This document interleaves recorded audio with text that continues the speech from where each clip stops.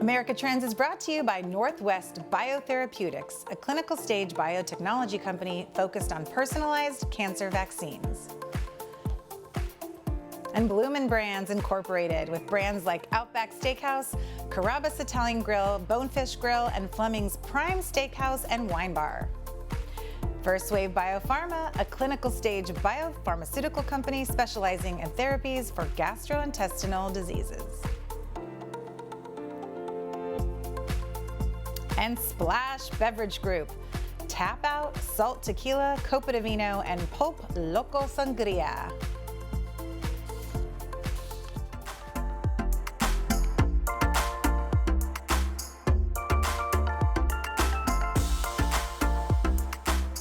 Watching America Trends, I'm Mary Burt Godwin, and we have a repeat guest on today who I think it's very, very, very important our business owners and entrepreneurs know and meet. Annie Ellis. She's an employment lawyer, and there's so many laws and rules and regulations, and there's an ever-changing landscape, it seems like, and here in California particularly, although this show goes all over the place. But welcome back, Annie, to our show. Thanks, Mary. I'm so glad you're here, and there's something big happening right now, mostly in California, or only in California at the moment. It is, but where the trend will go from here is, I think, a big question mark. So we're talking about the Fast Food Accountability and Standards Recovery Act. That is a mouthful.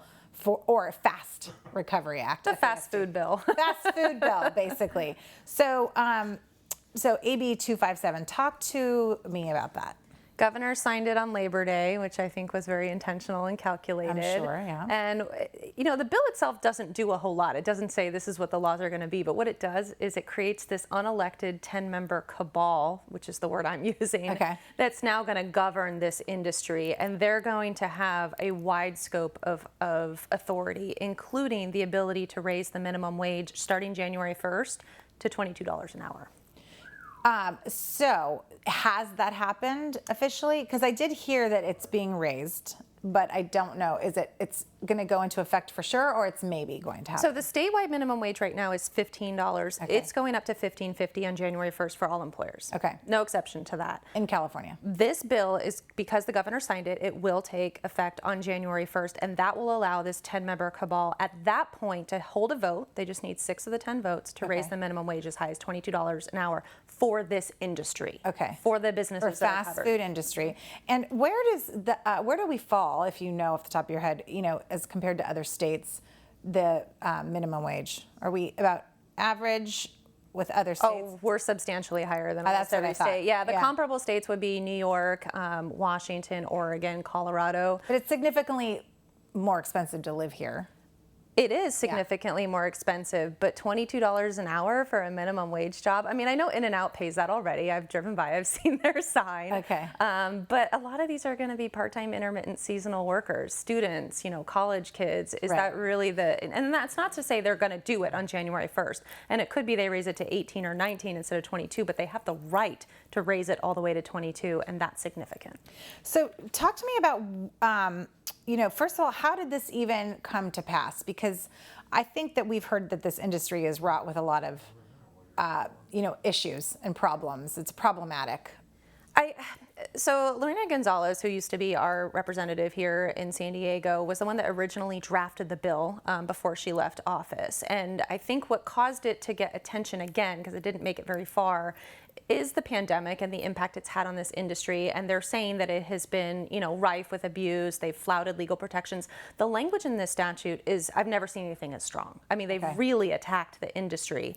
And although I do agree this industry has been impacted, it's not just fast food workers, it's the entire restaurant industry. And was this the right way to do it, to approach these problems? No, I don't think so. We shouldn't hand this much power to an unelected group of officials. So who are these 10 people going to be? Well, they've broken it down for us. They say that there's going to be at least 4 representatives for business owners, 4 representatives for employees, and then there's 2 government representatives. And their argument is 1 each will represent either side. But when you look at it closely, I don't really see the businesses represented in either one of those. So I think we're looking at a 6-4 split, and they're going to have a lot of power. And who who picks these people? It's going to be it's going to be a combination of the governor as well as our legislature here in California. Okay. So each position is designated. The governor selects this one, the Senate selects this one, the Assembly selects this one. So it's going to depend on the type of position. Okay. And so you were talking about Lorena Gonzalez. She kind of spearheaded this movement. And I mean, I've heard talks and whispers and grumbles about this industry, you know, with abuse and low pay, not very many benefits, if any, and some not very great job security. But I mean, it is, you know, it's an industry where you are getting a lot of college kids. You are getting a lot of temporary people maybe coming and going summer jobs. But then for some people, it is their livelihood. It is, and effectively what happens in this fast food industry is it's a lot of franchise relationships. So McDonald's has over 1,000 locations in California, but only 10% are corporate owned, so the rest are franchises. And because of that fragmented employer relationship, these workers have not been able to unionize because the workers at one McDonald's might have a different employer than the McDonald's down the street. And so effectively, this was the union's way of saying, government, please unionize us, and that's what they did. I was saying, this seems very much like a union. Oh, yes. Yeah. The union was in charge of this. Okay. So talk to me about, okay, so the bill is going to take effect on January 1st. And what kind of venues, so fast food, we think of McDonald's and, you know, Taco Bell, Jack in the Box. How do they distinguish what's going to be a fast food? Do they have certain criteria? Yeah, so first they have to have at least 100 locations nationally under the same brand. So if you have one in California, 99 elsewhere, you're covered by this bill, at least with respect to that one, or vice versa. Okay. So that's the first step.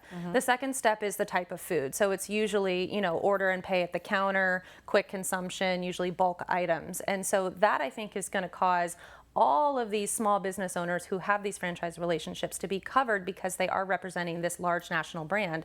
You could be a small business owner and you've got 50 McDonald's, maybe a couple in California, 40 elsewhere, but you're going to be covered because there's more than 100 McDonald's nationally. Wow. And so what about, okay, so Panera, is that, you know, fast food? Because I do buy it at a counter, but I feel like it's a little more upscale. I don't know if that's the right term. There's a couple of interesting exceptions in there, and it's just really interesting to see the industry groups that clearly lobbied for their exclusion. So one of them is bakeries, and as long as they make and sell their bread separate and apart from, say, using it on a sandwich, they're excluded from this bill. So like would a donut shop be excluded then? Well, they would have to have a bakery. I want donuts now, by the way. Dunkin' Donuts is probably going to be included based on the number count. Krispy Kreme will probably be included. I don't know if they would count as a bakery or not, but I would say Panera is probably going to count as a bakery because they do bake their own bread and they do sell it separately. Okay, got it.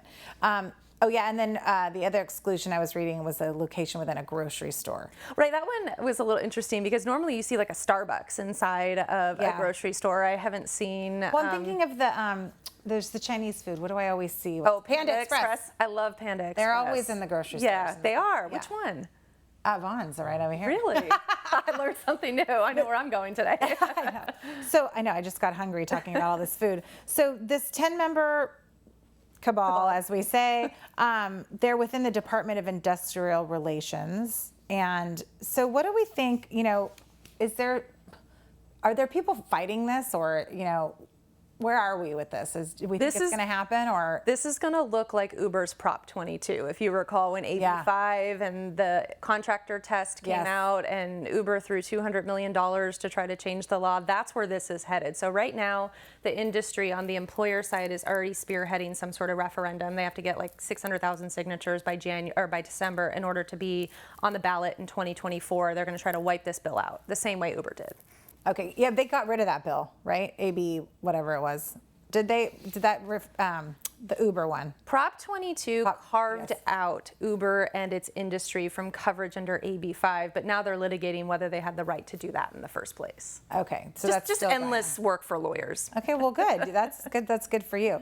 And what do you think about, you know, how are employees feeling about this? Now, you represent the businesses. I do. And not really employees at this point, or ever. Ever. No, that's good. You picked one side and you're I'm sticking to it. strictly management side. Obviously, this is being received as welcome news from the workers. There was a lot of strikes and walkouts over the summer as the fast food bill was making its way through the appropriate channels to get to the governor's desk. And they're going to continue to fight. The unions will represent them against this referendum. And I think we're just going to have to see what shakes out with the voters. Yeah, and I mean, I know this probably isn't your wheelhouse, but I want to ask you a question about the business owners. We have to take a break in a minute, but you know, how they prepare for this, because we have to kind of assume going forward this is going to be in effect in the next 4 months or so.